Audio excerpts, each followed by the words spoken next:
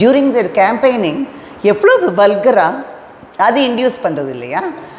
எவ்வளவு இப்போ present chief minister இப்போ இதிலெல்லாம் வருது, எக்ஸ் பேஜில் வருது, எல்லா இதுலேயும் வருது.